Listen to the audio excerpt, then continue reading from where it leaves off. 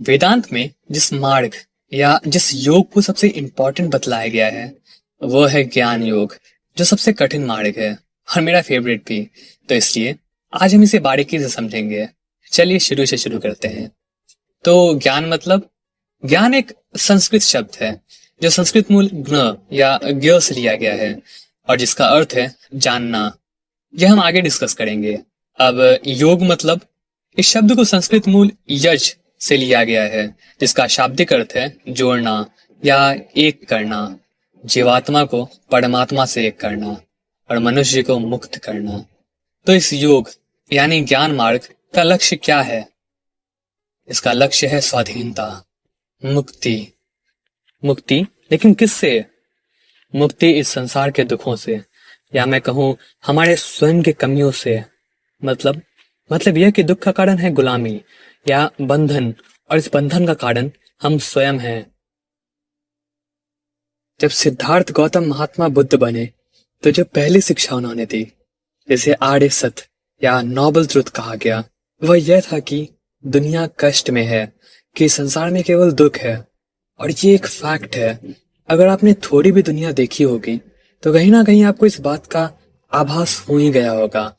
अगर एक simple example लें तो मुझे बहुत खुशी होती अगर भारत में पुनः वह राम राज्य स्थापित हो जाए, लेकिन लगता नहीं कि यह संभव है। या मुझे बहुत खुशी होती अगर मैं आप सबको बस छू के एनलाइटन कर सकता, लेकिन उसमें भी मैं असमर्थ हूँ। या सिंपली अगर मैं कभी बीमार नहीं पड़ता तो वो भी बहुत बड़ी बात थी, लेकिन यह भी संभव नहीं है। इच्छाएं तो हैं, लेकिन हम उन्हें पूरा करने में सफल नहीं होते हैं। और जब हमारे पास कोई इच्छा होती है लेकिन उसे पूरा करने का सामर्थ्य नहीं, उसे पूरा करने का साधन नहीं, तो हमें वह अजीब प्रतिक्रिया मिलती है जिसे दुख कहा जाता है। और इच्छाओं का कारण कौन है? मैं खुद हूँ। इसलिए मैं स्वयं इन सारे दुखों का कारण हूँ। चलिए इसे और अच्छे से समझते हैं। इच्छाओं की तुलना हम आग से कर सकते हैं। एक ऐसी आग जो हमेशा जलती रहती है और हमें उत्तेजित करते रहती है, और यह किसी चीज की लालसा करती है जिससे एक इम्पल्स प्रोड्यूस होता है, और उस चीज को, उस इच्छा की वस्तु को प्राप्त करके हम प्रसन्नता का अनुभव करते हैं। वही इच्छा खुशी या सुखद अनुभूति या कहीं सेटिस्फैक्शन का रूप ले लेती है जब हमें वह चीज, वह इच्छा की वस्तु मिल जाती है। लेकिन जब वो हमें नहीं मिलती, जब कुछ बीच में आके बाधा बन जाता है, तो हम दुख और क्रोध महसूस करते हैं। क्यों?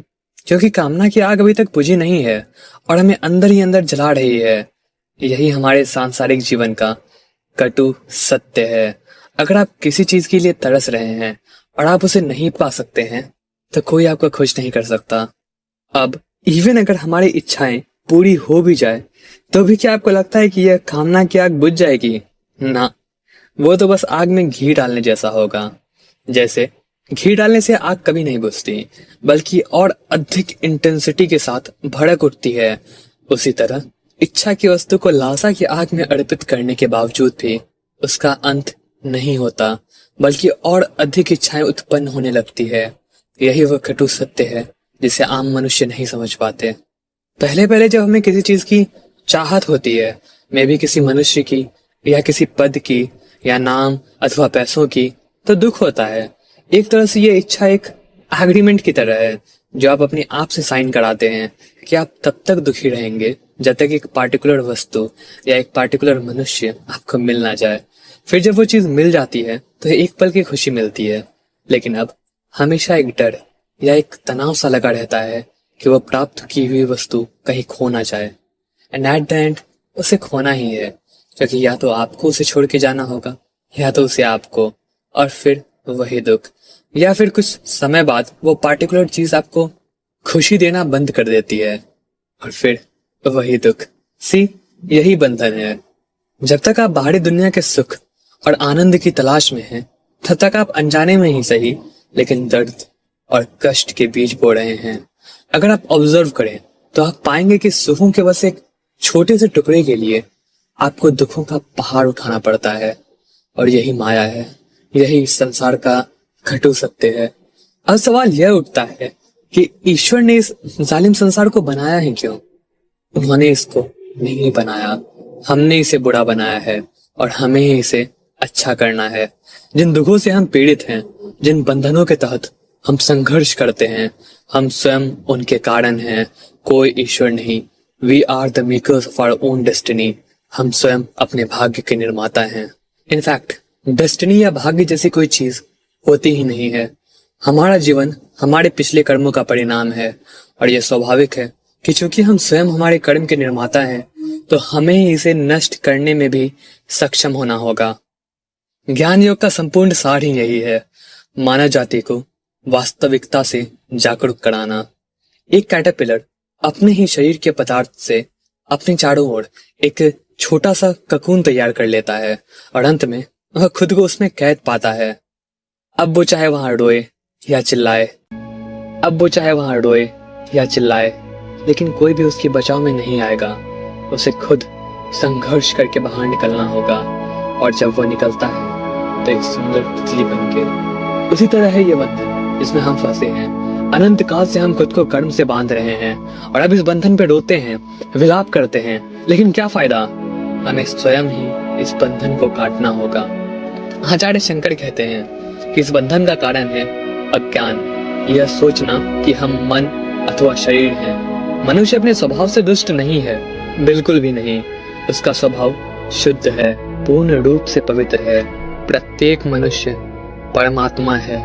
हर इंसान जिसे आप देखते हैं और कोई नहीं बल्कि स्वयं शिव है। यत्र तत्र सर्वत्र शिव।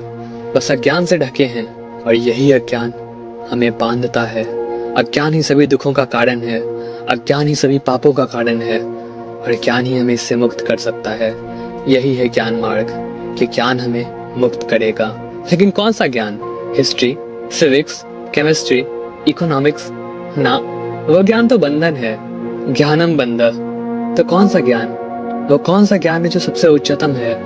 यह सवाल इतिहास से भी पुराना है। अगर हम ग्रीक फिलॉसफी के पन्नों को पलटें तो हमें मिलता है कि प्राचीन काल में सोक्रेटिस नामक एक फिलोसोफर ने भी यही प्रश्न उठाया था जब वे डेल्फिक ओरेकल के पास गए और पूछा, of all knowledge which is the highest, यानी सभी ज्ञानों में से सर्वोच्च कौन है? तो आंसर मिला, नो थायसेल्फ, स्वयं को जाना।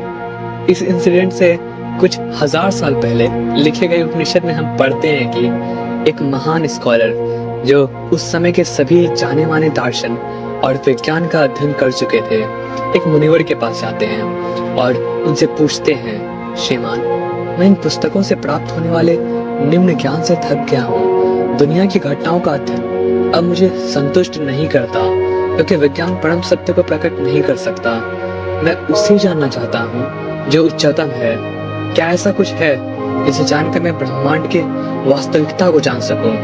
तत्पश्चात मुनिवर ने उत्तर दिया, हाँ है, और वह ज्ञान सर्वोच्च है जिसे जानकर तुम संपूर्ण ब्रह्मांड के वास्तविक स्वरूप को जान सकते हो। और उन्होंने आगे कहा, स्वात्मानं जानीहि, स्वयं को जानो, खुद का अध्ययन करो। यदि तुम अपने स्वयं के वास्तविक स्वरूप को जान पाते हो तो तुम ब्रह्मांड के वास्तविकता को जान पाओगे। अपने स्वयं में तुम शाश्वत सत्य तथा सभी घटनाओं के अनंत स्रोत को पाओगे। स्वयं को जानने से तुम परमेश्वर और इस संपूर्ण सृष्टि को जान पाओगे।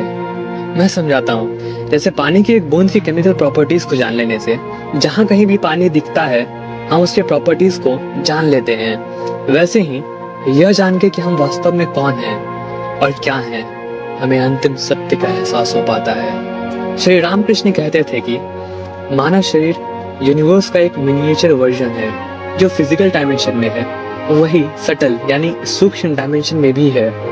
इसे मैं आगे समझाता हूँ। इसलिए अपने वास्तविक स्वयं का ज्ञान यानी आत्मज्ञान सभी ज्ञानों में सर्वोच्च है। हमारी आत्मा दिव्य है, ब्रह्म है, अयम आत्म ब्रह्मा। और इसे जान लेना यानी ब्रह्म को जान लेना, और ब्रह्म को जान लेना यानी संपूर्ण संसार को जान लेना, क्योंकि सर्वं खलुइदं ब्रह्मा, यह संपूर्ण संसार केवल वह ब्रह्म है। हो सकता है कि अभी आपको केवल एक थ्योरी लगे, सिद्धांत लगे, लेकिन जैसे जैसे आप उस परम सत्य के करीब पहुंचेंगे यह स्पष्ट होता चला जाएगा कि यह केवल एक सिद्धांत नहीं बल्कि एक फैक्ट है। आत्मज्ञान ही वेदांत है। वेद यानी विद्या या ज्ञान, और अंत मतलब अंतिम, वेदांत यानी अंतिम विद्या, फाइनल विस्डम, वो जिसे जानकर सब जाना जा सकता है। हम अज्ञान की नींद में सोए हैं और सपने देख रहे हैं जहां हम खुद को एक पार्टिकुलर राम या श्याम समझ रहे हैं, लेकिन जागने के पश्चात हम पाएंगे कि इस अभूतपूर्व भौतिक जगत के ज्ञान जिसे आज हम इतना इम्पोर्टेंस दे रहे हैं, वास्तव में उसका कोई महत्व है ही नहीं। तब हमें पता चलेगा कि साइंस के इन अलग अलग फील्ड्स में होने वाले यह सभी शोध आत्मज्ञान पर ही निर्भर हैं, और आत्मज्ञान ही वह नींव है, वह आधार है जिस पर भौतिक ज्ञान का अध्ययन संभव है। और इसलिए स्वयं यह आत्म का ज्ञान ही सर्वोच्च तथा सर्वोपरि है। यही सभी योग का लक्ष्य है और हमारे जीवन का भी। इसलिए हमारा पहला कर्तव्य यही है कि हम आत्मज्ञान को प्राप्त करें। लेकिन कैसे करें? यह ज्ञान हमें कहाँ मिलेगा?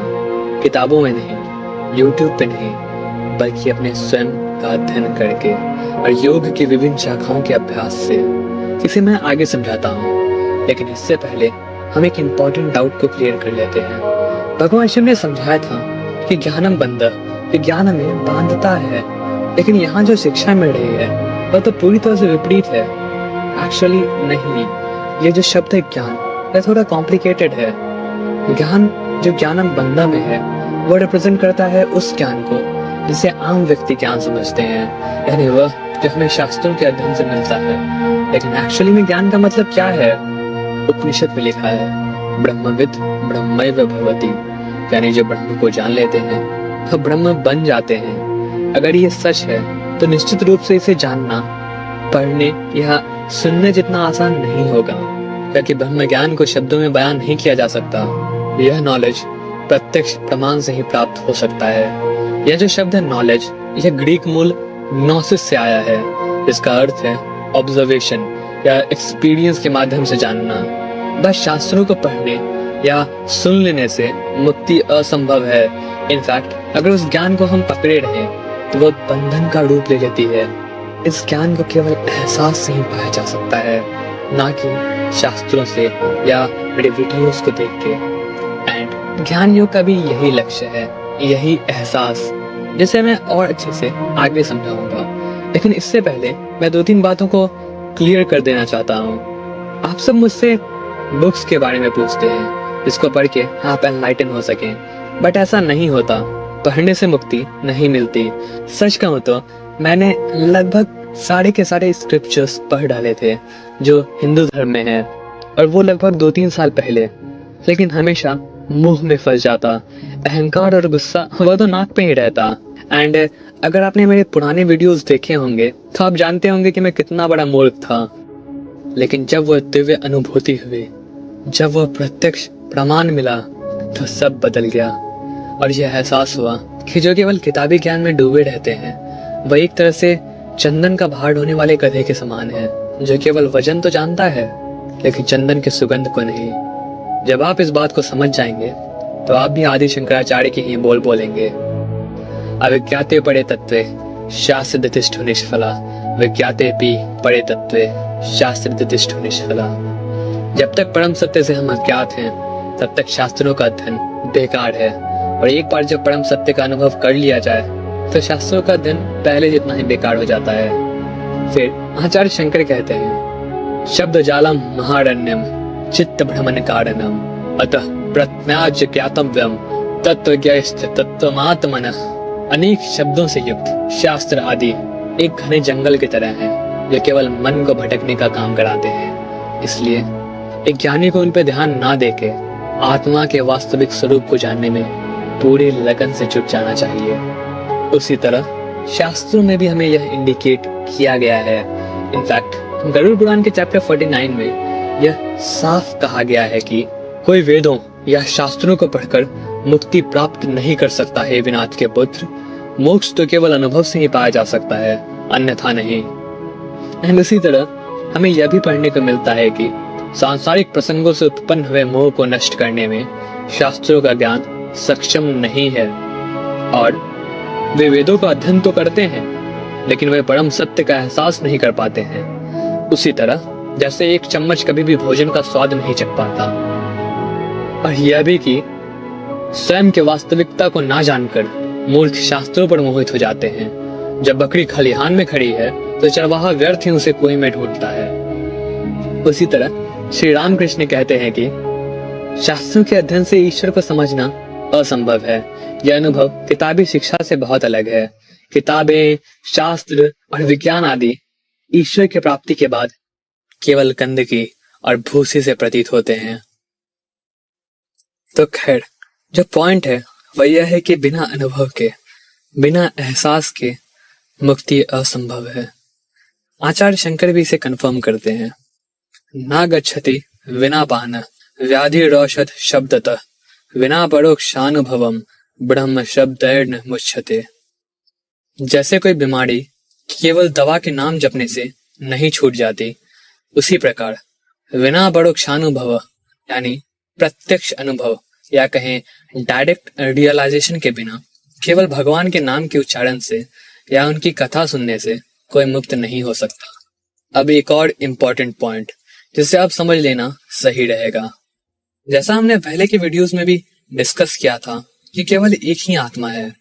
आप में, मुझ में, हर जीव में केवल वही एक अनंत है। और ये जाहिर भी है क्योंकि दो अनंत नहीं हो सकते। हमने देखा कि कैसे इस पूरे ब्रह्मांड में एक ही कॉन्शियसनेस है, एक ही चेतना है। और उसी एक चेतना को जब इंद्रियों के माध्यम से देखा जाता है तो हमें यह भौतिक संसार नजर आता है। उसी को जब मन के द्वारा देखा जाता है तो हमें दिखता है कि यह संसार विचारों से मिलकर बना है। और जब इस एक चेतना को उसके वास्तविक स्वरूप में देखा जाता है तो हमें केवल वह एक अनंत सदाशिव नजर आते हैं। यह एक बहुत इंपॉर्टेंट पॉइंट है। इनफैक्ट यही अद्वैत वेदांत का सार है, जिसे आगे कुछ भी डिस्कस कर लेने से पहले इन डेप्थ में समझना जरूरी है। चलिए इसे थोड़ा कॉम्प्लिकेट करते हैं। अब तक आप यह जानते होंगे कि मनुष्य के शरीर में एक आत्मा है। वेल, ऐसा नहीं है। यह तो बस मैटर को सिंपल करने के लिए हमने एज्यूम किया था। वास्तव में आत्मा ही शरीर भी है। केवल यही एक चेतना, एकमात्र अस्तित्व है। इसी को जब इंद्रियों के माध्यम से देखा जाता है तो यह शरीर बन जाती है। इसे जब विचारों के माध्यम से समझा जाता है तो यह मन का रूप ले लेती है। तो एक्चुअली मन, शरीर और आत्मा तीन अलग अलग टर्म्स नहीं है।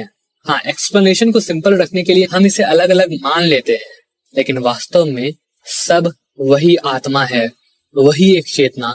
कभी शरीर कहलाती है तो कभी मन और कभी आत्मा। जैसे मैं अपने थॉट्स को एक्सप्रेस करने के लिए शब्दों का यूज करता हूँ, बिना शब्द के मेरे विचार खुद को एक्सप्रेस नहीं कर सकते। उसी तरह शिव अपने आप को शक्ति यानी इस प्रकृति के द्वारा एक्सप्रेस करते हैं। क्या आप समझ रहे हैं? जैसे मेरे वर्ड्स एक्चुअली में मेरे थॉट्स हैं, उसी तरह यह संसार एक्चुअली में शिव है। और एक अद्वैत ज्ञानी या एक एनलाइटेंड मनुष्य को संसार ऐसा ही नजर आता है। वह इस संपूर्ण संसार में केवल शिव को यानी अपनी आत्मा या कहीं ब्रह्म को देख सकते हैं। यह संपूर्ण जगत वास्तविक नहीं है। वास्तविकता केवल मैं हूँ। मैं ही वो एक अनंत हूँ। मैं ही शिव हूँ। मैं ही ब्रह्म हूँ। यही अंतिम निष्कर्ष है। वह तो बस माया या कहीं अज्ञान के कारण हमें अनेकों जीव नजर आते हैं। सपोज कि आप शाम को टहल रहे हैं और सड़क पे आपको एक मोटा सांप नजर आता है। आप एक पल के लिए घबरा जाते हैं, लेकिन फिर जब आप विवेक से काम लेते हैं तो आप पाते हैं कि वह सांप असल में सांप है ही नहीं, वह तो एक रस्सी थी।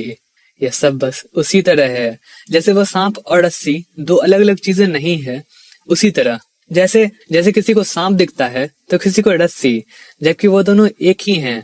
उसी तरह किसी को संसार नजर आता है और किसी को ब्रह्म। जब हम रस्सी को देखते हैं तो हमारे लिए सांप गायब हो जाता है, और जब हम सांप को देखते हैं तो हमें रस्सी नहीं दिखती। दोनों बार हमें केवल एक ही नजर आता है, या तो सांप या तो रस्सी। हम दोनों को एक साथ नहीं देख सकते। उसी तरह जब हम स्वयं को एक शरीर के रूप में देखते हैं तो आप पाते हैं कि आप बस एक शरीर हैं और कुछ नहीं। एंड 99.99% लोग अपने आप को ऐसे ही देखते हैं। वे आत्मा और मन और इन सभी मेटाफिजिकल टॉपिक्स पर चाहे कितना भी डिस्कशन कर लें, लेकिन जब तक वे इस कॉन्शियस लेवल पे हैं उन्हें इस भौतिक आयाम के ऊपर और कुछ भी नहीं दिखेगा। लेकिन जब हम कॉन्शियसनेस के एक हायर स्टेज पे पहुंचते हैं, यानी सुपर कॉन्शियस स्टेट, क्या कहें गॉड कॉन्शियस स्टेट, तो हमें स्वयं में वह नजर आते हैं, वह जो सच्चित आनंद स्वरूप हैं, जो इस संपूर्ण संसार के पीछे के वास्तविकता हैं, जो मेरे शब्दों के पीछे के विचार हैं, सभी तुलनाओं से जो पड़े हैं, सभी सीमाओं से जो पड़े हैं, हमेशा मुक्त आकाश रूपी अनंत और सर्वव्यापी हैं, वह जो मेरी आत्मा है, वह जो मेरे वास्तविक स्वरूप हैं। ऋग्वेद में कहा गया है एकम सत विपड़ा बहुधा वदंती, अर्थात सत्य केवल एक है लेकिन वह विविध विविध रूपों में प्रतीत होते हैं।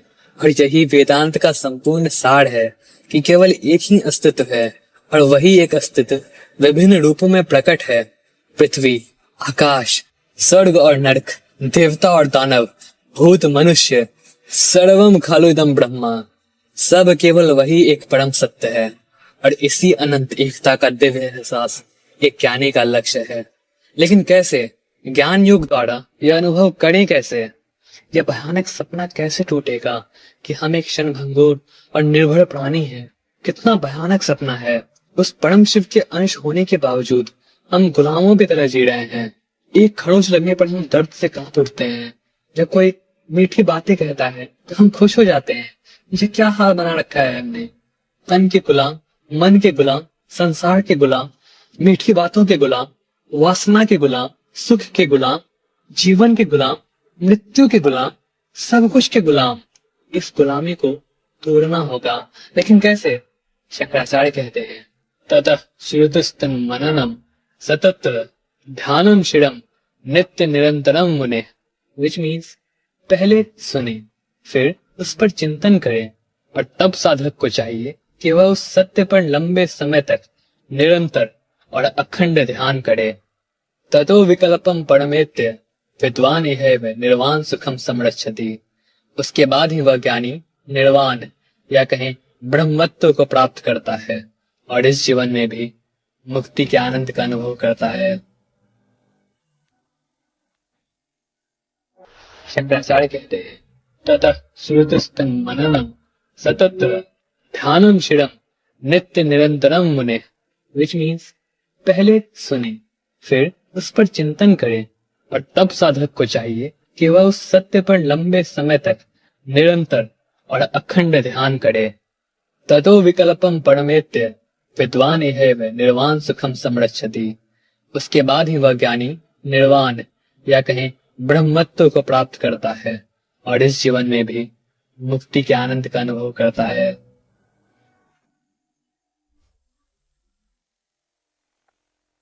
यही ज्ञान मार्ग है। पहले सत्य को सुनना, फिर उस पर विचार करना, और फिर निरंतर स्वयं को यह रिमाइंड कराते रहना। हर वक्त हमेशा अपने आप को समझाइए कि अहम ब्रह्मास्मि, मैं ब्रह्म हूं, या शिवोहम, मैं शिव हूं। एक ज्ञानी के मन में दूसरे विचारों के लिए कोई जगह नहीं है। हर उस बिलीफ को त्याग दें जो कहता है कि आप पुरुष या स्त्री हैं, कि आप यह शरीर हैं। इन सभी विचारों को कहीं दूर छोड़ आइए।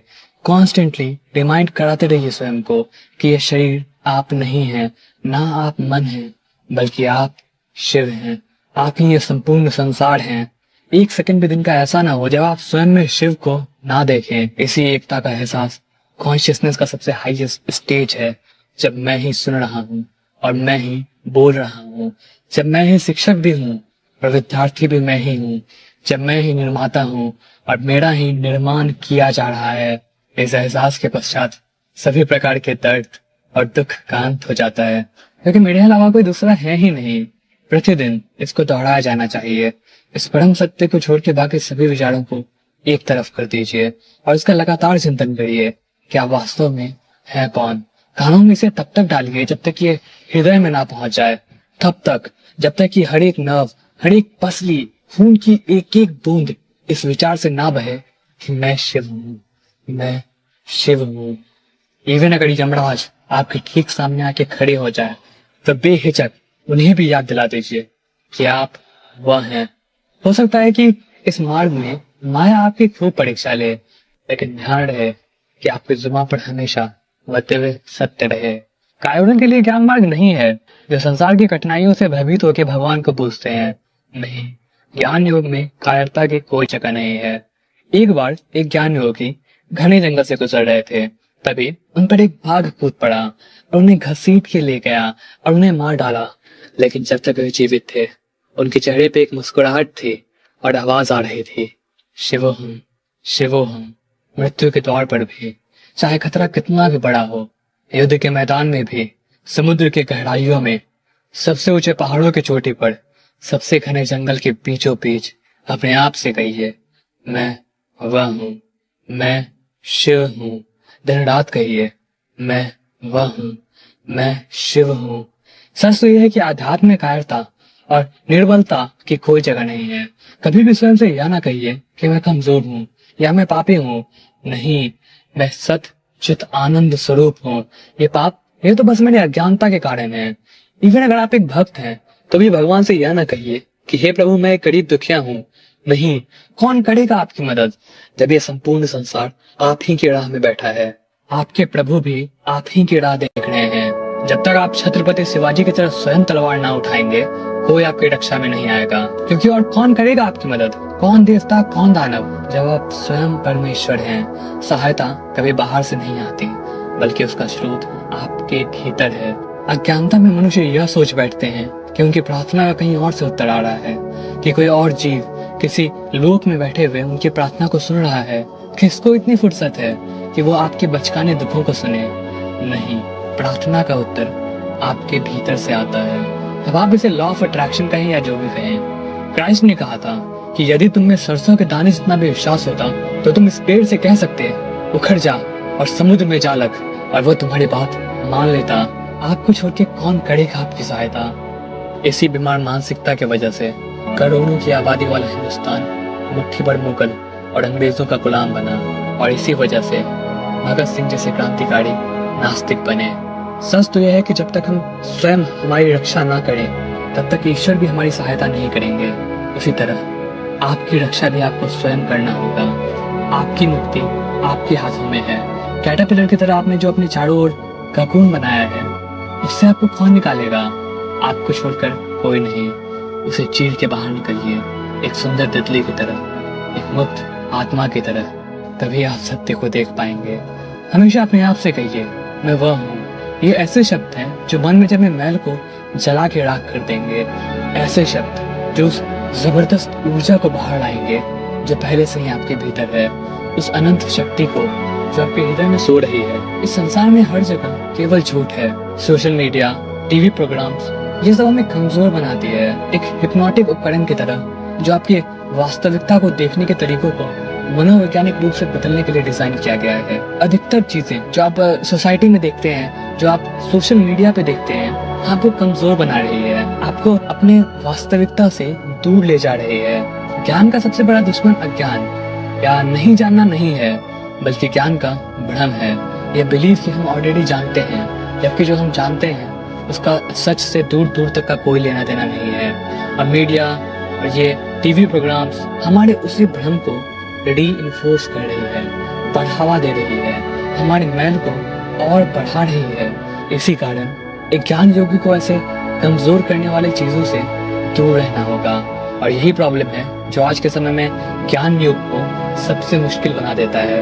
अब इससे पहले कि आप अभ्यास शुरू करें, एक और पॉइंट है, इसे डिस्कस करना जरूरी है। अच्छा, एक सवाल, जब हम महादेव की बात करते हैं जो आदि योगी यानी सर्वप्रथम योगी हैं, जिनमें हमें सारे योग का उदाहरण देता है, ज्ञानी वे सबसे बड़े हैं, तपस्वी उनसे बड़ा कोई नहीं, गृहस्थ के रूप में कर्म योगी भी वो हैं।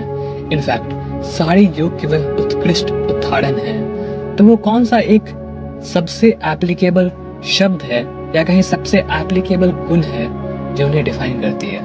अब हाँ, मैं मानता हूं कि उन्हें शब्दों में डिफाइन नहीं किया जा सकता, लेकिन फिर भी अगर आप मुझसे पूछें तो वो क्वालिटी, वो शब्द है वैरागी। मैं तो वैरागी, ना सम्मान का मोह, ना अपमान का भय, ना शत्रु, ना मित्र, ना कोई अपना, ना पराया, ना इस संसार से कुछ लेना, ना कुछ देना। बस यही चीज, यही एक क्वालिटी, यही त्याग एक योगी को आभूषण की तरह पहनना पड़ेगा। अर्थात अर्थात यह कि कर्मयोगी अपने कर्म के फल का परित्याग करते हैं। भक्त उस सर्वोपरि और सर्वव्यापी प्रेम के लिए सभी छोटे मोटे शारीरिक प्रेम को त्याग देते हैं। तपस्वी अपने सारे भौतिक अनुभव को त्याग कर तपस्या में लीन रहते हैं, क्योंकि उनकी फिलॉसफी यह है कि संपूर्ण प्रकृति, हालांकि ये बस हमारे अनुभव के लिए है, अंत में यही समझाती है कि हम प्रकृति से अलग हैं। वहीं एक ज्ञानी सब कुछ को त्याग देता है, क्योंकि उनकी फिलॉसफी यह है कि प्रकृति ना कभी थी, ना है और ना ही आगे होगी। ब्रह्म सत्य, जगत मिथ्या। फिर चाहे आप किसी भी योग को फॉलो करें, त्याग वैराग्य अति आवश्यक है। लड़कों के लिए त्याग के सबसे बड़े उदाहरण हैं सिद्धार्थ गौतम, जिन्होंने ज्ञान के लिए वो सब त्याग दिया जो आज ज्यादातर लड़कों का एम है। और उसी तरह लड़कियों के लिए है मीराबाई, उन्होंने भी भक्ति के लिए महल के सभी सुखों का परित्याग कर दिया। सच तो यह है कि स्त्री का पूरा जीवन अपने आप में ही त्याग तथा वैराग्य का रूप था। ना उन्होंने महल में खुद के लिए जिया और ना ही झोपड़ी में। सनातन धर्म का यही आदर्श है। एक सनातनी अगर खाना भी खाते हैं तो वह इसलिए ताकि वह दूसरों का पेट भर सके, अगर वह जीते हैं तो इसलिए ताकि वह दूसरों की सेवा कर सके। यही हमारा आदर्श था, यही हमारा आदर्श होना चाहिए। आपको जन्मों जन्मांतर के सभी स्वार्थी इच्छाओं को त्याग देना होगा। जीवन के सारे सुख व्यर्थ हैं, क्षणभंगुर हैं, वे जब चाहे आए और जाएं। एक्चुअली इनका कोई मतलब भी नहीं बनता। वास्तविकता तो यह है कि आपने अपने पिछले कर्मों से जो कुछ भी कमाया है वो आपसे कोई नहीं छीन सकता। ऐसा क्यों है कि एक बच्चा किसी मिलियनेयर करोड़पति के घर जन्मता है और वहीं दूसरा किसी भिखारी के घर। एक को बचपन से ही सारी सुख सुविधा मिली और वहीं दूसरा भूखमरी के कारण तड़प तड़प के मारा गया। उसकी क्या गलती थी? दुनिया में जो भी कुछ होता है उसका कोई ना कोई कारण है।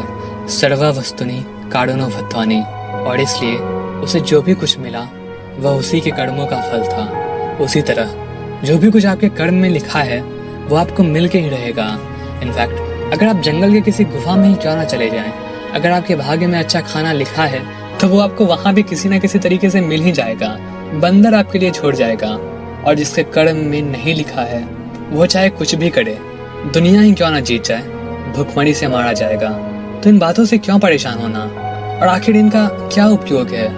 एक ना एक दिन आपने जो भी कुछ इकट्ठा कर रखा है, चाहे नाम हो, संपत्ति हो, उन सबको आप खो ही देंगे। ना आपकी संपत्ति बचेगी और ना ही आपका नाम किसी को याद रहेगा। और फिर एक दूसरा शरीर, दूसरी आइडेंटिटी, कब तक इस व्यर्थता के लिए जिएंगे? बूढ़े होते होते मनुष्य को इस सब बातों का अनुभव हो ही जाता है और तब इन सब चीजों से एक घृणा का भाव जागता है और उसे ही हम वैराग्य कहते हैं। और यह ज्ञान का पहला कदम है। हर एक पशु की यह प्रवृत्ति है कि वह इंद्रियों के सुखों के पीछे भागते हैं और एक बार जब उन्हें इस व्यर्थता का एहसास हो जाता है तब वे पीछे मुड़ के देखते हैं और उन्हें ईश्वर नजर आते हैं। तो पहला स्टेप यही है, सभी व्यर्थ के सुखों के पीछे भागना छोड़ दीजिए। कब तक आप कर्म के सागर में डूबते रहेंगे? फिर तैर के ऊपर आना, फिर डूबना, फिर ऊपर, फिर नीचे। कब तक ऐसे आप इस चक्र पर घूमते रहेंगे? आंख खोल के देखिए, आप कितनी ही बार राजा रह चुके होंगे और कितनी ही बार मजदूर, कितनी ही बार आप असंख्य शक्तियों के मालिक होंगे, लेकिन कर्म के धार ने आपको फिर से गिरा के मनुष्य बना ही दिया। कर्म का यह निर्दय चक्र ना तो अनाथ के रोने पे रुकता है और ना ही विधवा के आंसुओं पर। कब आप यह बात समझेंगे? इसलिए आपको जन्मों जन्मांतर की सभी स्वार्थी इच्छाओं और सुखों को त्याग देना होगा। यह अति आवश्यक है, क्योंकि जब यह भौतिक सुख शरीर और मन दोनों को भ्रष्ट कर देते हैं तो कुछ भी सहन करने योग्य नहीं रह जाता। न तपस्या न साधना। इसलिए नहीं कि यह योग और साधनाएं कठिन हैं, नहीं, बल्कि इसलिए कि जिसे इसे करना है वह कमजोर हो चुका है। सुख भोग हमारे विल पावर को पूरी तरह से खत्म कर देते हैं। इस बात से अनजान लोग जब इस जीवन काल में अपने स्वार्थी इच्छाओं को पूर्ति नहीं कर पाते तब वे सोचते हैं कि मृत्यु के बाद कहीं और इनकी सारी कामनाओं की पूर्ति होगी। अगर यह काम, भोग विलास हमें इस जीवन में, इस दुनिया में ज्ञान या मोक्ष की ओर नहीं ले जाते तो हम ये कैसे उम्मीद कर सकते हैं कि मरणोपरांत वे हमें मुक्ति या ज्ञान दिला पाएंगे? इसलिए इन सभी सुख भोग की इच्छाओं से हमें वैराग्य लेना होगा। लेकिन कैसे लें? रामकृष्ण परमहंस कहते थे, ईश्वर को तब तक नहीं देखा जा सकता जब तक इन स्वार्थी इच्छाओं का जरा भी दाग रहे। इसलिए अपने छोटे छोटे इच्छाओं को पूरा करें, लेकिन बड़े इच्छाओं को त्याग देना चाहिए, सही तर्क और विवेक से। अर्थात अपने छोटे मोटे स्वार्थी इच्छाओं को अगर पूरा कर सकें तो कर लें, लेकिन बड़े इच्छाओं का परित्याग कर दें, विवेक और तार्किक क्षमता से। ये जो शब्द विवेक, ये बहुत इंपॉर्टेंट है। विवेक यानी बुद्धि, या सही गलत में भेद करने की समझ कि केवल ईश्वर ही सत्य है और ये जगत और उसके क्षण भंगुर सुख केवल मिथ्या और कुछ नहीं। पुराणों में एक कहानी है कि एक बार तपस्या के वक्त कामदेव ने भगवान शिव को परेशान करने की कोशिश की, तो उन्होंने अपनी तीसरी आंख से उन्हें जला के भस्म कर दिया। इसका क्या मतलब है? कामदेव यहाँ रिप्रेजेंट करते हैं काम वासना, या उन सुखों को या उन इच्छाओं को जिनका हम बात कर रहे थे। और भगवान शिव एक महान योगी, जो कि वो हैं ही, अपने तीसरी आंख यानी विवेक चक्षु से इन सभी इच्छाओं को खत्म कर देते हैं। तीसरी आंख को विवेक चक्षु या ज्ञान चक्षु कहा गया है। इसका मतलब यह है कि भगवान शिव ने अपने तार्किक क्षमता से उन सारे मायावी इच्छाओं को खत्म कर दिया, और हमें भी उसी का सहारा लेना होगा, तर्क और सही गलत की समझ का।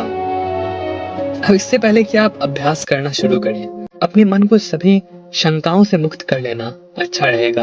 अद्वैत वेदांत पे बुक्स पढ़िए, शास्त्रार्थ करिए, तर्क करिए, बहस करिए, और जब फाइनली आपके दिमाग में यह बात बैठ जाए कि यही और केवल यही एक सत्य हो सकता है और कुछ नहीं, तो सारे आर्ग्यूमेंट्स खत्म। ना बहस सुने, ना किसी से आर्ग्यू करें, क्योंकि अब और बहस का क्या फायदा?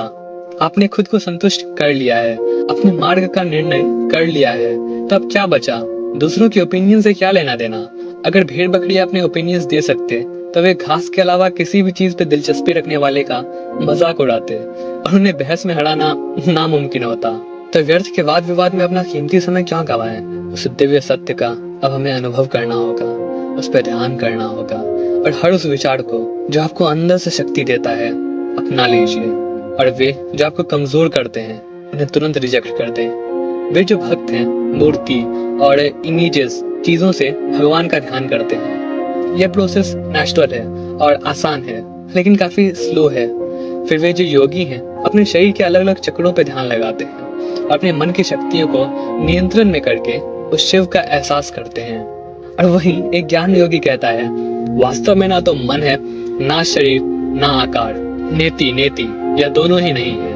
इन दोनों विचारों को निकाल फेंकना होगा, क्योंकि उन्हें मानना मूर्खता है। उनकी एग्जिस्टेंस को एक्सेप्ट एक बीमारी को ठीक करने के लिए दूसरे को लाने जैसा होगा। और इसलिए एक ज्ञान योगी का ध्यान सबसे कठिन है। नकारात्मक, नेति वह हर चीजों को नकारते हैं। मन, शरीर, संसार सब मिथ्या है, और वह जो नहीं है वह आत्मा है। यह सबसे तार्किक या एनालिटिकल तरीका है। ज्ञानी महज विवेक और तर्क के तीव्र शक्ति से इस ब्रह्मांड को चीर निकलना चाहते हैं। मैं ज्ञानी हूँ कहना बहुत आसान है, लेकिन वास्तव में एक होना बहुत कठिन है। ये कहना बहुत आसान है कि मैं लॉजिक पर बिलीव करता हूँ, कि मैं अंधविश्वासी नहीं हूँ। आजकल तो ये कहना एक फैशन सा हो गया है, लेकिन जब लॉजिक और एनालिसिस उन चीजों को तोड़ देती है जिसे उन्होंने अपने सीने से लगा रखा है, उनके सपने, उनके पैशंस, ये संसार तक, जब तर्क उन सबके अस्तित्व पे सवाल उठा देती है, तो वे कहते हैं प्लीज रुक जाओ, और नहीं, यह तर्क तब तक ही सही था जब तक मैं कंफर्टेबल था, लेकिन मैं पागल नहीं होना चाहता। वैसे लोग कभी भी ज्ञानी नहीं बन सकते। वे अपनी हथकड़ियों से जन्मों जन्मांतर तक बंधे रहेंगे। बार बार वह मृत्यु और ये माया और ये दुख इन सब के वश में आते रहेंगे। और ऐसे व्यक्ति ज्ञान के लिए नहीं बने हैं, उनके लिए दूसरे रास्ते हैं, जैसे भक्ति योग, कर्म योग या राजयोग, लेकिन ज्ञान योग नहीं। मार्ग आसान नहीं है, जैसा वेद कहते हैं। शूरासन धार है निशित, दुरत्य दुर्गम यह, ब्लेड की नुकीले धार की तरह। लेकिन निराश ना हो, उत्तुष्ट जागृत प्राप्त वडानी बोधक। उठिए, जागिए, और तब तक संघर्ष करिए जब तक उस दिव्य ज्ञान की प्राप्ति न हो जाए। एक बार जब पता चल जाए कि वो जो सांप के जैसा नजर आ रहा है वो एक्चुअली में एक रस्सी है, तो बचता है उसका एहसास करना, उस पर ध्यान लगाना, और कुछ वक्त बाद अचानक वो सांप गायब हो जाएगा और आपको रस्सी दिखने लगेगी। और यह है अद्वैत ज्ञानी के लिए एनलाइटनमेंट। और एक बार जब प्रत्यक्ष प्रमाण मिल जाए कि वो सांप जैसी प्रतीत होने वाली चीज एक्चुअली में महज एक रस्सी है, तो वो सांप हमेशा के लिए गायब हो जाएगा और बचेगा तो केवल ब्रह्म। यानी रस्सी। और उसके बाद रस्सी के शेप, टेक्सचर्स, लंबाई, इन सब कम जरूरी चीजों का भी पता चल जाएगा। और जैसा मैंने कहा, फिर वो व्यक्ति उस भ्रम से दोबारा परेशान नहीं होता। उदाहरण के लिए, एक बार एक मुसाफिर रेगिस्तान से होकर गुजर रहे थे। रास्ते में उन्होंने देखा कि दूर क्षितिज पे बहुत सारे हरे भरे पेड़ थे, सुंदर पहाड़ थे और उनके बीच एक झील नजर आ रही थी। इन्हीं सब नजारों को एंजॉय करते हुए वह मुसाफिर जा रहे थे। उन्हें किसी ने शायद झूठ ही बताया था कि वह रेगिस्तान बंजर है। एक दिन उन्हें प्यास लगी और उनके बोतल का पानी खत्म हो चुका था, तो वे उस झील की ओर जाने लगे और सोचा कि सफर के लिए और पानी भर लेंगे। लेकिन उस ओर बहुत दूर तक चलने के बाद उसे एक झटका सा लगा। वो एहसास हुआ कि वो सब वहां असल में था ही नहीं। जिस मृग तृष्णा या मिराज के बारे में उन्होंने ना जाने कितनी बार सुन रखा था और पढ़ रखा था, वो उसे पहचान नहीं पाए और उसी में फंस गए। कुछ उसी तरह यह भी है। हम चाहे कितना भी सुन ले, समझ ले, लेकिन जब तक प्रत्यक्ष प्रमाण नहीं मिलता हम फंसे रहेंगे। लेकिन एक बार जब प्रत्यक्ष प्रमाण मिल जाता है, वह दिव्य अनुभव, तो फिर वह मृग तृष्णा दिखाई देना बंद हो जाता है। यह कहें आप पे उसका प्रभाव खत्म हो जाता है। जैसे जब दूसरे दिन उन मुसाफिर को वह पेड़ दिखे तो उन्हें पता था कि वो बस एक झूठ है। तो ज्ञानी का वह एग्जैक्ट मेडिटेशन क्या है? वह एग्जैक्ट प्रैक्टिकल प्रोसेस। वेल, ज्ञानी योगी शरीर या मन के हर विचार से ऊपर उठना चाहता है। हमने अभी जाना कि कैसे इन सारे दुखों का कारण अज्ञान है। खुद को एक शरीर की तरह देखना है और इसलिए वह इस अंधविश्वास को मन से निकाल फेंकते हैं कि वह एक शरीर है। फॉर एग्जाम्पल, जब मैं कहता हूँ कि मैं सुयश हूँ, तो नॉर्मली मेरे दिमाग में इस शरीर की छवि आती है। तो ऐसे में मुझे ज्ञानी को क्या करना चाहिए? मुझे मन को एक जोरदार थप्पड़ मारना चाहिए और बता देना चाहिए कि नहीं, मैं ये शरीर नहीं हूँ, मैं आत्मा हूँ। इस शरीर से मेरा कोई लेना देना नहीं है। मैंने तो बस अनंत काल में से कुछ 40-50 ईयर्स के लिए इसे उधार लिया है। चाहे बीमारी आए या सबसे भयानक मौत, किसे परवाह है? मैं ना तो शरीर हूँ, ना मुझे दुख है। न चा प्राण संज्ञ, न वै पंचवायु, न वा सप्त धातुर, न वा पंचकोश, न वा पानी पादम, न चोपस्त पायु, चिदानंद रूप शिवोहम शिवोहम। मैं ना सांस हूँ, न 5 तत्व, ना मैं पदार्थ हूँ, न मन के 5 कोश, ना मैं वाणी हूँ, न हाथ न पाँव। मैं चेतना और आनंद का स्वरूप हूँ। मैं शिव हूँ, मैं शिव हूँ। एक पल में मैं अपनी सारी बीमारियों को दूर कर सकता हूँ। लेकिन क्या करूँ? उस परम सत्य से अपने ध्यान को हटाकर इस नश्वर शरीर पे क्यों लाऊं? एक बार फिर इस मीठे सपने का आनंद लेने के लिए, गुलामी बरकरार रखने के लिए? जाने भी दो, मैं शरीर नहीं हूँ और ना ही कभी था। यही है ज्ञानी का मार्ग। भक्त कहते हैं, मेरे प्रभु ने मुझे भेंट स्वरूप यह शरीर दिया है कि मैं जीवन के सागर को सुरक्षित रूप से पार कर सकूं। और जब तक ये यात्रा पूरी ना हो जाए, तब तक मुझे इसे संभाल के रखना होगा। फिर योगी कहते हैं, मुझे शरीर के प्रति सावधान रहना चाहिए ताकि मैं कठोर और निरंतर साधना करके अंत में समाधि प्राप्त कर सकूं। लेकिन वही ज्ञानी, वे कहते हैं, मैं अनंत काल से ही मुक्त हूँ, मैं कभी भी बंधा था ही नहीं, मैं ही शिव हूँ और मैं ही ब्रह्मा। मुझे कौन मुक्त करेगा? मैं पहले से ही मुक्त हूँ, मैं पहले से ही पूर्ण हूँ, परफेक्ट हूँ। जब कोई खुद परफेक्ट होता है तो वह दूसरों में भी परफेक्शन देखता है। लेकिन अगर किसी को दूसरों में खामी नजर आती है, तो उसका मतलब यह है कि वह खुद ही परफेक्ट या पूर्ण नहीं है। जब तक उसमें खुद खामी नहीं है, तो वह उसे दूसरों में कैसे देख सकता है? इसलिए ज्ञानी परफेक्शन या इम्परफेक्शन की परवाह नहीं करते हैं। उनके लिए मुक्ति, एनलाइटनमेंट, परफेक्शन ये सब कुछ है ही नहीं। जैसे ही वह जीवन मुक्त होते हैं, यानी जैसे ही उन्हें यह एहसास होता है कि वह पहले से ही जीवन मुक्त है, उन्हें अच्छाई और बुराई, पूर्णता या खामी, बंधन या मुक्ति, यह सब दिखाई देना बंद हो जाता है। बुराई और अच्छाई कौन देखता है? जिनके भीतर वो है, वे जो यह सोचते हैं कि वह शरीर है। कहा जाता है कि अच्छे व्यक्ति को हमेशा अच्छाई दिखती है और बुरे को बुराई। उसी तरह जो ब्रह्म ज्ञानी है, उन्हें यत्र तत्र सर्वत्र ब्रह्म ही नजर आते हैं। जिस पल हम नाम रूप के इस मिथ्या से मुक्त हो जाते हैं, जिस पल हमें यह एहसास हो जाता है कि ना हम ये नाम है और ना हम ये शरीर है, उसी पल संसार की अच्छाइयाँ और बुराइयाँ हमेशा के लिए गायब हो जाती है। केवल ब्रह्म ही बचता है। ज्ञानी केवल विवेक, तार्किक क्षमता और विल पावर के बलबूते पे ही इस ब्रह्मांड को चीर निकलना चाहते हैं। यह है उनका मार्ग, नकारात्मक मार्ग। नीति नीति यह नहीं है, वह नहीं है, और जो है वह शिव है, वह मैं हूँ।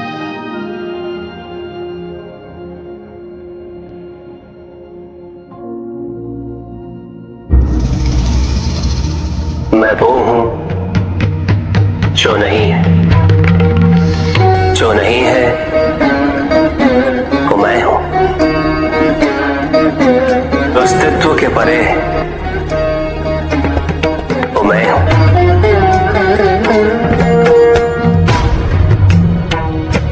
जो दृष्टिगोचर है वो सृष्टि है, जो सृष्टि के परे है वो मैं हूं। जो श्रव्य है वो शब्द है, जो शब्द अतीत है वो मैं हूं। पिछले डिस्कोर्स में हमने शिव के 4 सूत्रों को अच्छे से डिस्कस किया था।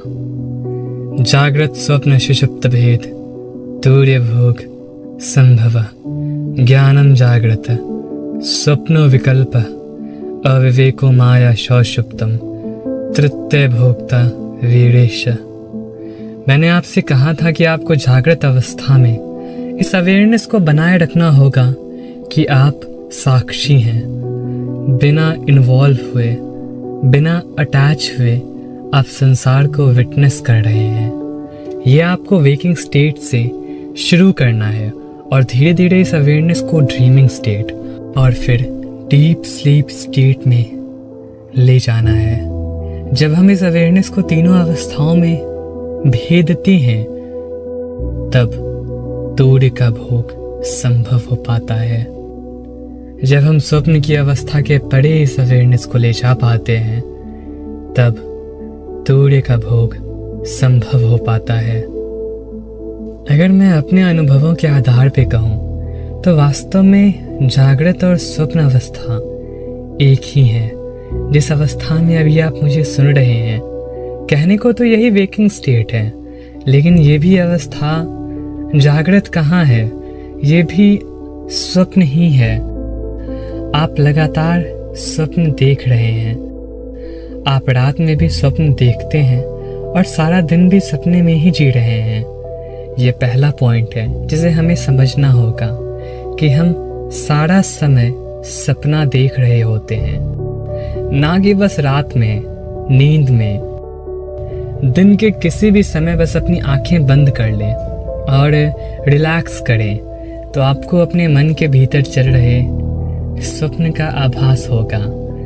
आप गाड़ी चला रहे हो, ब्रश कर रहे हो, कहने को तो आप जगे हो, लेकिन मन के अंदर thoughts, memories, imagination, fake scenarios चलते रहते हैं। वही स्वप्न है। रात में ये ज़्यादा रियल लगता है क्योंकि सुबह ये हमारे डे टू डे टास्क के लोड के अंदर दब सा जाता है, लेकिन ये ड्रीमिंग स्टेट, ये स्वप्न की अवस्था हमेशा रहती है। जैसे सितारे आकाश में हमेशा मौजूद रहते हैं, बस सुबह सूरज की रोशनी से दब जाते हैं, फीके पड़ जाते हैं, वैसे ही। अब एक दूसरा पॉइंट है। पिछले वीडियो में आप में से कुछ लोगों ने ल्यूसिड ड्रीमिंग के बारे में कमेंट किया था। ल्यूसिड ड्रीमिंग अर्थात एक ऐसा सपना जिसमें सपने देखने वाले को पता रहता है कि वो सपना देख रहा है। सपने में बेसिकली सपने में जब हमें अवेयरनेस रहती है, ये पता रहता है कि मैं अभी सपने में हूँ, और जब हम उस सपने को अपने अनुसार मॉडिफाई कर सकते हैं, कंट्रोल कर सकते हैं एक हद तक, तो वो ल्यूसिड ड्रीम होता है। तो कुछ लोग ल्यूसिड ड्रीम और तूर्य में ही कंफ्यूज हो गए। कुछ लोग ये भी पूछ रहे थे कि मैं ल्यूसिड ड्रीम तो कर सकता हूँ, अब आगे क्या? तो पहले मैं इसे क्लियर करता हूँ। ल्यूसिड ड्रीम तूर्य नहीं है, नंबर 1। वो बस एक माइलस्टोन है कि मार्ग सही है। वो आपको ये इंडिकेट करता है कि आप सही रास्ते पे चल रहे हैं, कि अगर आप इस अवेयरनेस को बनाए रख सकें तो आप एक दिन तुरी अवस्था तक पहुंचेंगे, कि अगर आप इस मार्ग पे चलते रहो तो आप तुरी तक पहुंच जाओगे। नंबर 2 ये कि जब हम कहते हैं कि हमें स्वप्न यानी ड्रीमिंग स्टेट से परे जाना है, तो उसका अर्थ स्वप्न में अवेयर रहना नहीं है, ड्रीमिंग स्टेट में अवेयर रहना नहीं है। इनफैक्ट आप स्वप्न में अवेयर या अवीक तब तक नहीं कहलाएंगे जब तक स्वप्न जारी रहता है, जब तक आप सपना देखते रहते हैं तब तक आप अवेयर नहीं कहलाएंगे। रात में आप अधिक सोते हैं, दिन में आप कम सोते हैं, अंतर बस क्वांटिटी का है, क्वालिटी का नहीं। क्योंकि अगर स्वप्न है तो आपको वास्तव में जागृत नहीं कहा जा सकता। जो स्वप्न है, जो ड्रीम्स, जो फेक सिनेरियोज आप क्रिएट कर रहे हैं, वो अवेयरनेस के आगे एक टीवी रख देने जैसा है। बचपन से ही आपके आगे एक टीवी रख दिया गया है जिसपे एक सिमुलेशन, एक मूवी या एक वीडियो गेम सा चल रहा है, और ये धुंध की तरह हो जाता है, एक धुएं की तरह, और आप इस धुंध से घिरे रहते हैं। अगर आप सपने देख रहे हैं तो आपको जागृत नहीं कहा जा सकता, चाहे दिन में हो या रात में। तो दूसरा पॉइंट ये है कि आपको जागृत तभी कहा जा सकता है जब कोई सपना ही ना हो, जब आप कंप्लीटली प्रेजेंट में हो, मोमेंट में हो। तो जब सपना देखते समय आप अवेयर हो जाते हैं, जागरूक हो जाते हैं, तो एक मोमेंट आता है जब सपना खत्म हो जाता है और आप सपने के परे चले जाते हैं, उसे ट्रांसेंड कर जाते हैं। जब ये अवेयरनेस गहरी नींद को भेद देती है, तब आप दूरी को स्पर्श करते हैं। ये दूसरा पॉइंट था। अब ये करें कैसे? मैं आपको वो मेथड सिखाता हूँ जो अपने इनिशियल डेज में मैं यूज़ करता था। इनफैक्ट मेरे अब तक के स्पिरिचुअल प्रैक्टिसेस को अगर मैं सम अप करूँ तो मेनली यही 2 प्रैक्टिसेस है जो मैंने किया था एंड तक। ऑल्दो बहुत सारे मेडिटेशंस मैंने किया है, लेकिन ये 2 मेन हैं, जाप योग और ये वाला जो मैं अभी आपको बताऊंगा। सिंपल वर्ड्स में ये वेदांत का ज्ञान योग है, उसी का एक मॉडिफिकेशन है। इसके 3 स्टेप्स हैं, श्रवण, मनन, निध्यासन। मैंने बहुत पहले ज्ञान योग के वीडियो में इसे एक्सप्लेन किया था, अभी शॉर्ट में करते हैं। श्रवण मतलब सुनना, मनन अर्थात समझना। मैंने ऑलरेडी आपको बता दिया है, आप लोगों ने सुन लिया है और इसे समझ लिया है, बस रियलाइज करने की देरी है। और तीसरा स्टेप है निध्यासन। निध्यासन अर्थात कांस्टेंट रिमेम्बरेंस। इस महावाक्य को निरंतर स्मरण में रखना कि ये संपूर्ण संसार केवल स्वप्न है। मैंने वेदांत के महावाक्य को थोड़ा मॉडिफाई किया था। ब्रह्म सत्य जगत मिथ्या से अहम सत्य जगत स्वप्न बना दिया था। तो आपने अच्छे से समझ लिया है कि यही सत्य है, कि जगत बस मिथ्या है, स्वप्न है। तो आपको एक्टिंग शुरू करना है, ऐसे बिहेव करना है जैसे कि यह संपूर्ण संसार केवल एक स्वप्न है।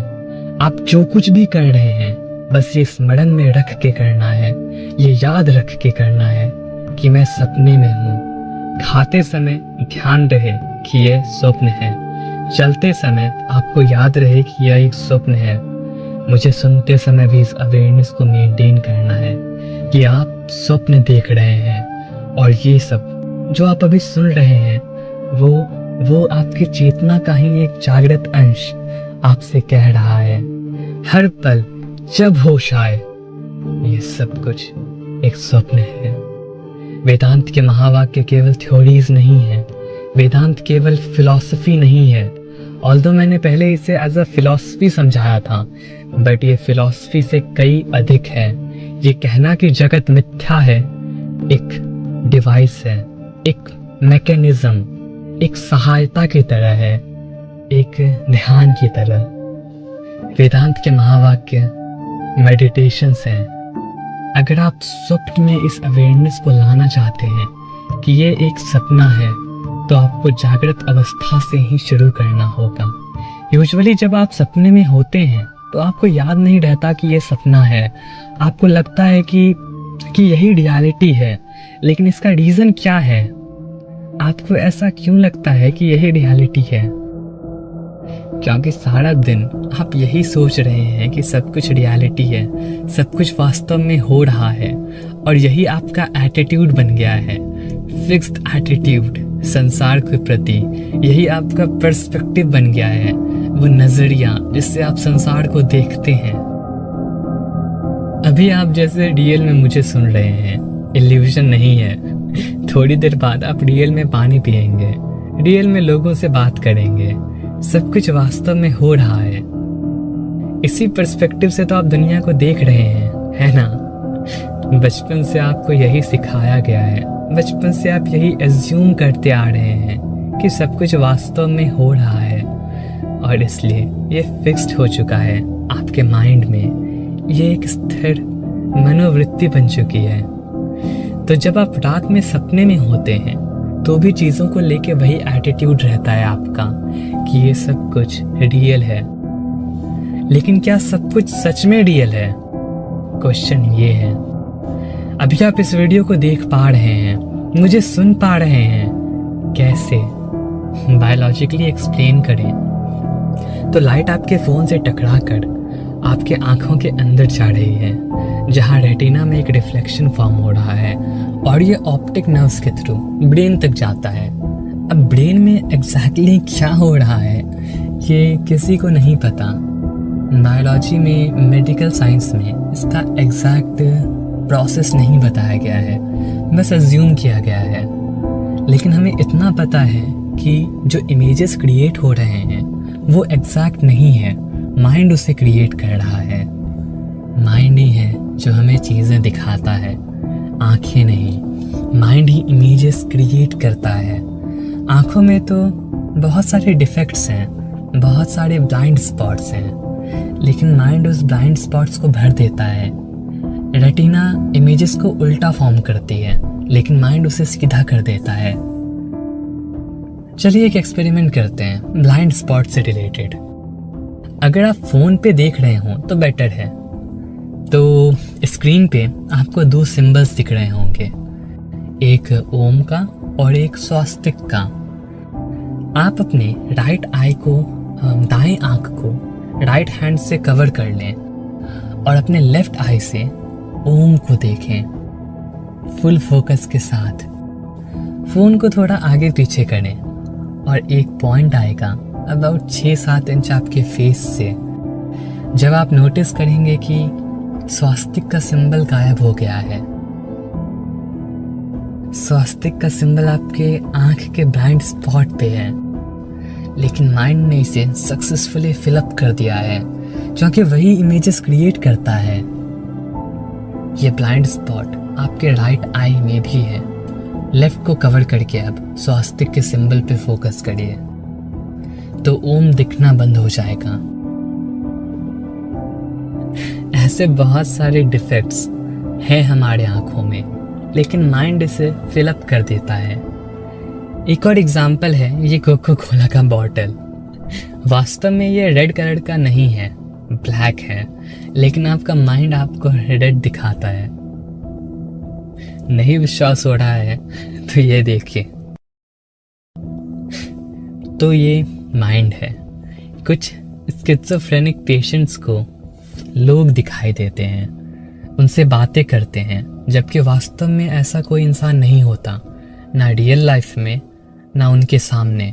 तो कहना मुश्किल है कि क्या सच है और क्या नहीं। मैं और ये संसार केवल एक स्वप्न भी तो हो सकते हैं। इस क्षण भी आप सपने में हो सकते हैं, कौन जाने। मेरी बात सुनकर आप कैसे कह सकते हैं कि आप सच में मुझे सुन रहे हैं, कि मैं सच में एग्जिस्ट करता हूँ, कि आप स्वप्न नहीं देख रहे हैं। अब कोई रास्ता नहीं बचता, उठने के बाद ही पता चलता है कि आप सपने में हैं। दूसरी बात, ये संसार, ये मैटर, सब कुछ बस वास्तव में वाइब्रेशंस हैं, ये एग्जिस्ट नहीं करते।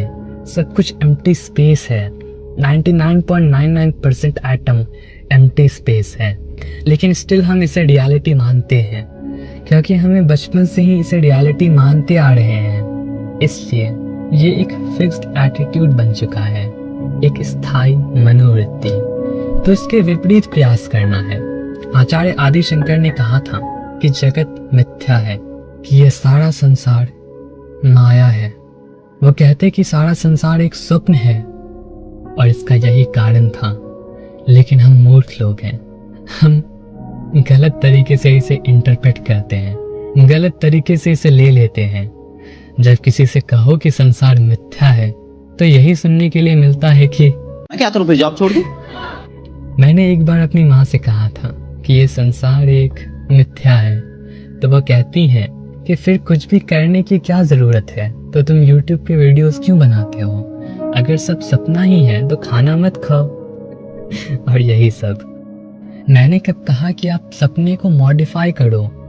कुछ भी चेंज करने की जरूरत नहीं है, बस ये स्मरण रखना है कि संसार स्वप्न है। बस कॉन्स्टेंटली इसे स्मरण में रखना है, क्योंकि अगर हम जॉब छोड़ देते हैं या खाना खाना छोड़ देते हैं तो इसका तो यही मतलब है कि हम अभी भी सब कुछ को रियलिटी मान रहे हैं। नहीं तो कुछ भी बदलने की क्या जरूरत है? आप खाना खाओ ना खाओ, जॉब करो ना करो, सपना सपना ही रहेगा। भूखे रहने से आप जाग नहीं जाएंगे। इनफैक्ट भूखे रहने से तो और अवेयरनेस कम होगी कि ये सपना है। भूखे रहने से तो और हेलुसिनेशंस होंगे। आचार्य शंकर बस इतना कह रहे हैं कि जो कुछ भी है वह स्वप्न है।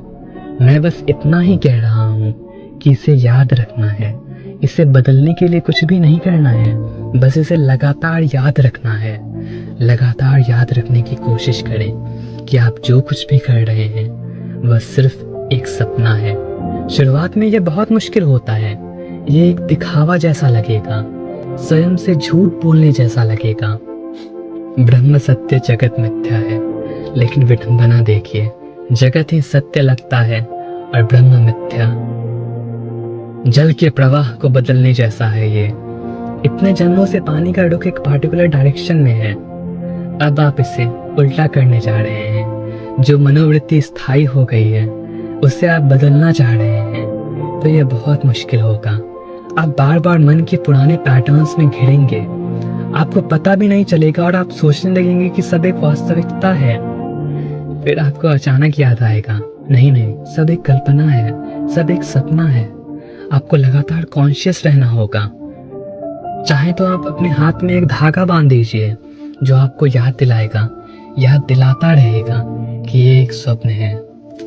मैंने त्रिपुंड लगाना शुरू कर दिया था और वो एक रिमाइंडर था। हर समय जब मैं शीशे में देखता था तो मुझे याद आ जाता था उस त्रिपुंड को देख के कि जागृत, स्वप्न, सुषुप्ति ये तीनों मिथ्या है।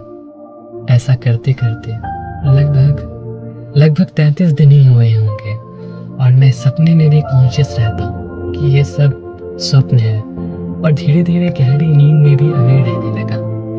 बस अवेयरनेस बची। तो 33 दिन का चैलेंज आप सबको।